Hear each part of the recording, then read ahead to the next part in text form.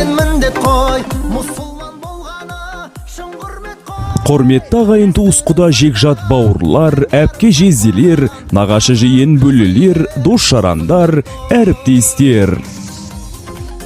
Сіздерді ұлымыз Тамерланның сүндет тойына арналған мерекелік дастарханымыздың берекелі қонағы болуға шақырамыз.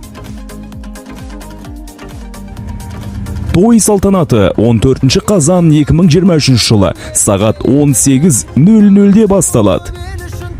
Мекен жайымыз Алматы қаласы, Егінсу көшесі 29-11, Самир мейрамханасы. Той иелері апасы Салтанат, сырым Айдана.